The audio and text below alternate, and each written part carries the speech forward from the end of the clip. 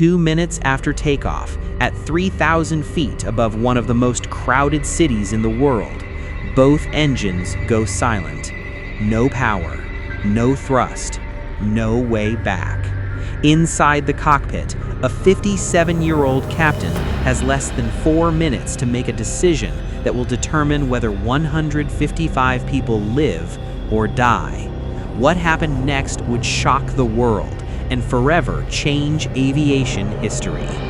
This is the story of the miracle on the Hudson. January 15, 2009. It was a cold Thursday afternoon in New York. US Airways Flight 1549 was preparing to depart from LaGuardia Airport, heading to Charlotte, North Carolina. On board were 150 passengers and 5 crew members. The aircraft, an Airbus A320, 10 years old, well-maintained, reliable. In the left seat sat Captain Chesley Sullenberger, 57 years old, a former US Air Force fighter pilot, a safety expert, a man with more than 19,000 hours of flying experience.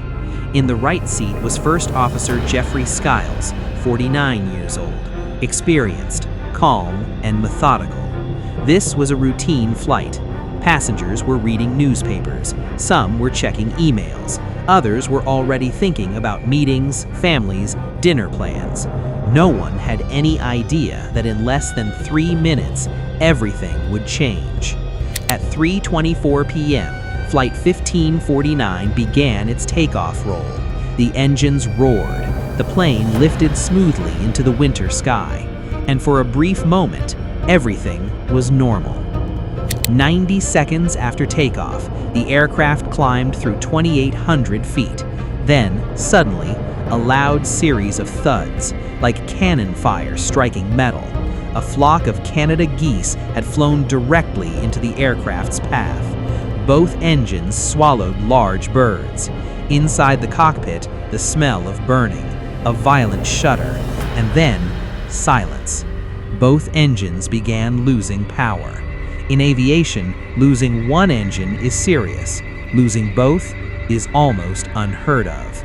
The Airbus was now a 70-ton glider over New York City. Captain Sully immediately took control. My aircraft.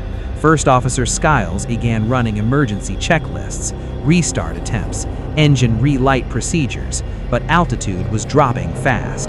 They had less than 4 minutes before impact. Air traffic control offered a return to LaGuardia, but Sully quickly did the mental math. Too far, too low, too risky. Then another option, Teterboro Airport in New Jersey. Again, distance, glide ratio, altitude loss. Not possible. There was only one option left, and it was unthinkable.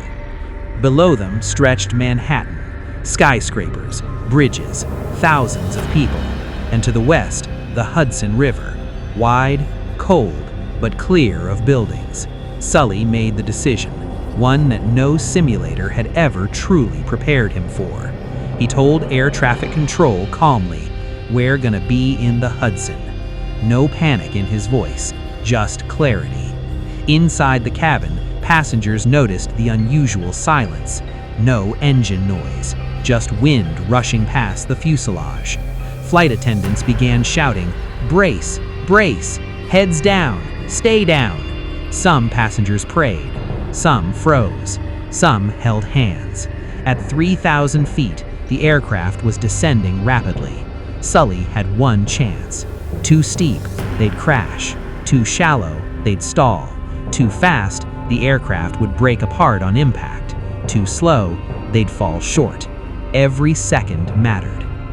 The Airbus glided over the George Washington Bridge. Drivers below had no idea how close they were to disaster. Then, the Hudson River filled the windshield. Sully aligned perfectly with the water. Wings level, descent controlled. At 3:31 p.m., the aircraft touched the river. A massive splash. Water sprayed high into the air. The impact was violent, but controlled. The plane skipped once, then settled. It did not break apart. It did not flip. It floated. Inside the cabin, There was shock, silence, then movement. "Evacuate! Evacuate!" Water began entering the aircraft. Passengers climbed onto the wings. The temperature of the Hudson River that day was near freezing. Hypothermia could set in within minutes. But then, something extraordinary happened. New York responded. Ferries that normally carried commuters suddenly changed course.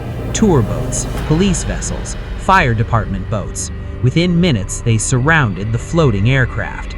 Passengers stood shoulder to shoulder on the wings. Some were waist deep in freezing water. One by one, they were pulled to safety. All 155 people survived. No fatalities, no life-threatening injuries. In one of the busiest cities in the world, a powerless jetliner landed on a river, and everyone lived. Captain Sully Sullenberger became a national hero overnight, but he never called it a miracle. He called it training, preparation, experience meeting opportunity.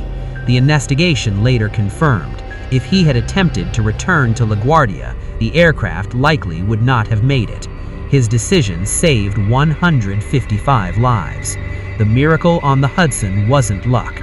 It was decades of discipline, thousands of flight hours, calm under pressure, and a decision made in less than 4 minutes.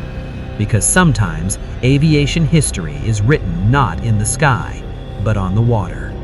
If you enjoy real aviation documentaries that break down the decisions behind the headlines, subscribe to the channel. Comment below, do you think you could stay calm in those 4 minutes?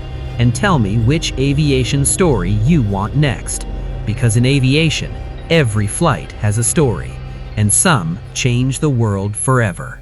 Thanks for watching.